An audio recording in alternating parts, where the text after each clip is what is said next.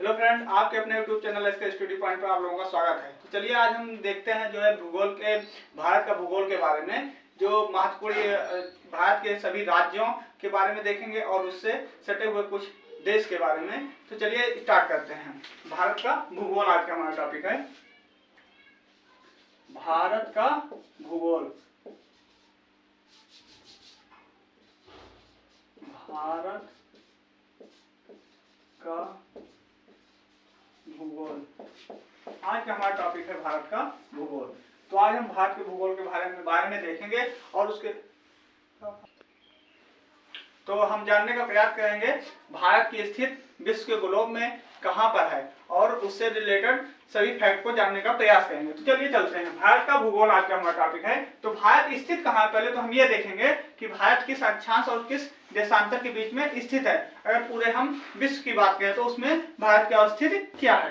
तो सबसे पहले हम एक पृथ्वी मान लेते हैं, एक गोले को हम अपनी पृथ्वी मान लेते हैं। मान लीजिए थोड़ी देर के लिए हमारी पृथ्वी है। उसके बाद में हम यहाँ से इसको काटेंगे इक्वेटर, इसको हम भूमध्य रेखा मानेंगे। भूमध्य रेखा हो गई है हमारी। इसको हम विषुवत रेखा भी बोलते हैं। विषुवत रेखा ज्यादा पावर है। हाँ, ये जो है जीरो अंश अक्षांश इसी को बोलते हैं। जीरो अंश अक्षांश भी इसी को बोलते हैं। तो और इसको यहाँ से एक रेखा काटती है, इसको बोलते हैं देशांतर रेखा।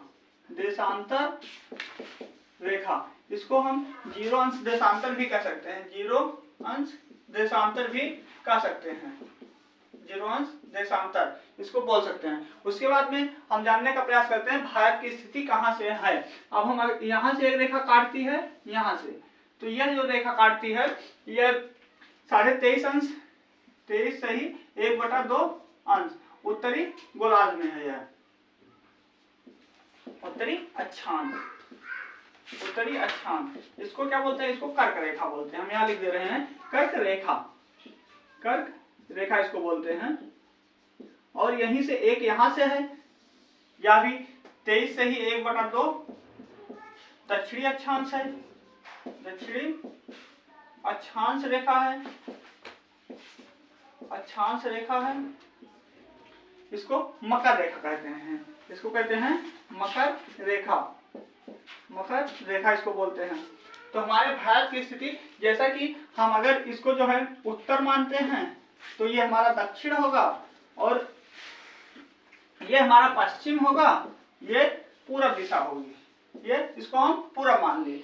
तो भारत की हमारी स्थिति यहाँ पर है, यहीं पर भारत की स्थिति है पूरा लेंगे तो ये जो भारत की अवस्थिति है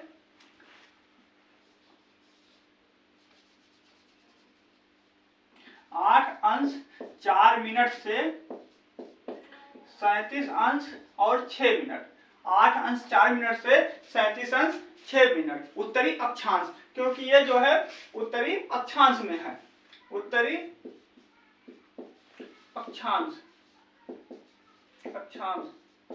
अक्षांश। यदि 1 डिग्री के जो है अक्षांश पर एक रेखा खींची जाए तो यहाँ से जैसे जीरो अंश का जो है प्रतिनिधित्व करती है विषुवत रेखा, तो हम यहाँ से यहाँ तक अगर पूरा देखेंगे तो हमारी हो जाएगी 89। और ये इसको भी एक अगर हम ले लेते हैं तो ये जो है पोल है, इसको नहीं माना जाता है। तो 1 डिग्री जैसे हम यहाँ से लेंगे, एक रेखा यहाँ से जाएगी, एक रेखा यहाँ से जाएगी, ऐसे विभिन्न रेखाएं जाती हैं। तो यहाँ कहीं पर जैसे जीरो अंश है तो यहाँ कहीं पर होगा हमारा 8 अंश और 4 मिनट, नीचे की ओर 8 अंश और 4 मिनट होगा। तथा यहाँ से हमारी जो रेखा जाएगी यहाँ कहीं होगा 37 अंश और 6 मिनट। 37 अंश और 6 मिनट। तो इन्हीं दोनों के बीच में जो है हमारा भारत स्थित है। 8 अंश 4 मिनट और 37 अंश 6 मिनट, इन्हीं दोनों के बीच में भारत की अवस्थिति है। हम और आगे देखने का प्रयास करते हैं इसकी देशांतरीय स्थिति क्या है। तो जैसा कि यहाँ से हम बात करते हैं ऐसे और ऐसे, तो इस गोलार्ध में जो है 180 देशांतर रेखाएं होंगी। 180 देशांतर रेखा और 180 देशांतर रेखा इधर भी होंगी। 180 देशांतर रेखा देशांतर रेखा। तो 180 इधर और 180 इधर, जब दोनों तरफ बांटेंगे पूरब और पश्चिम में 180 दोनों तरफ हो जाएंगे, तो कुल देशांतर रेखा की संख्या कितनी हो जाएगी? कुल देशांतर रेखा की संख्या कितनी हो जाएगी? 360। टोटल 360 देशांतर रेखा है। देशांतर रेखाओं के द्वारा समय का विभाजन किया जाता है। कौन सा समय कहां पर है उसका निर्धारण देशांतर रेखाओं के आधार पर किया जाता है। अब हम बात करते हैं भारत की स्थिति। तो जैसा कि हमने बताया कि अक्षांश में 8:04 से और 37:06 के बीच में भारत की अवस्थिति है, उत्तरी अक्षांश में, क्योंकि उत्तर ये भी और उत्तर ये भी दोनों, इन्हीं दोनों रेखाओं के बीच में भारत की अवस्थिति है। अब हम यहाँ से बात करते हैं, तो कोई रेखा यहाँ से जा रही होगी ऐसे, जिसे बोलते हैं, हम बोलते हैं 68 अंश और 7 मिनट। यहाँ लिख देते हैं 68 अंश और 7 मिनट, 68 अंश और 7 मिनट पूर्वी देशांतर रेखा। हम इसको मान लेते हैं ये है, ये रेखा जो जा रही है ये है 68 अंश और 7 मिनट पूर्वी देशांतर रेखा। पूर्वी देशांतर रेखा है ये, पूर्वी देशांतर रेखा ये हो गई। और जब ये है तो यहाँ से भी एक जा रही होगी, तो ये रेखा जो यहाँ से है इसको बोलते हैं 97 अंश और 25 मिनट। 97 अंश 25 मिनट पूर्वी देशांतर रेखा, पूर्वी देशांतर रेखा, पूर्वी देशांतर रेखा। तो भारत की स्थिति जो है इन्हीं दोनों रेखाओं के बीच में है। तो हम अक्षांश की बात करेंगे तो 8 अंश 4 मिनट से लेकर 37 अंश 6 मिनट पूर्वी अक्षांश के बीच में, और अगर देशांतर की बात करेंगे तो 68 अंश 7 मिनट से लेकर 97 अंश 25 मिनट पूर्वी देशांतर के बीच में भारत की अवस्थिति है। अब हम और आगे जानने का प्रयास करेंगे, जैसे कि ये देशांतर रेखाएं ऐसे जा रही हैं, तो एक देशांतर रेखा कभी ऐसी होगी जो कि 82 सही 1/2 अंश होगी, 82 से 1/2 अंश होगी। यही जो देशांतर रेखा है 82 से 1/2 अंश, इसी से भारत के समय का निर्धारण किया जाता है। भारत के समय का निर्धारण इसी रेखा से किया जाता है, जो भारत के 5 राज्यों से होकर गुजरती है।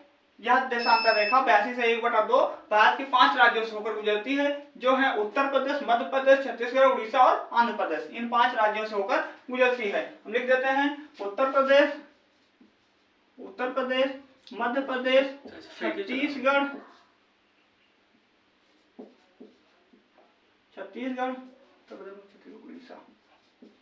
उड़ीसा और आंध्र प्रदेश। अभी हम भारत के नक्शे में बनाकर पूरा फिर से इसको हम बताने का प्रयास करेंगे, तब तक इस ऐसे हम देखते हैं। तो उसके बाद से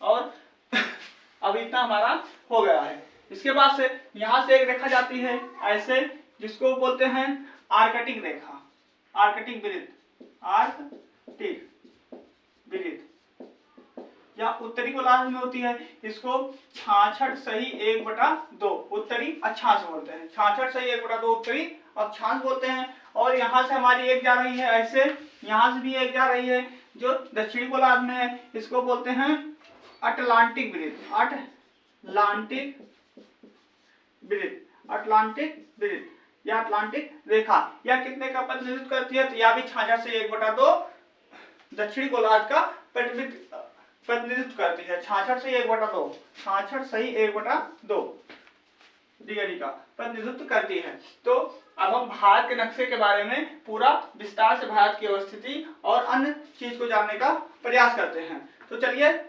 हम फिर से प्रयास करते हैं। चलिए हम फिर से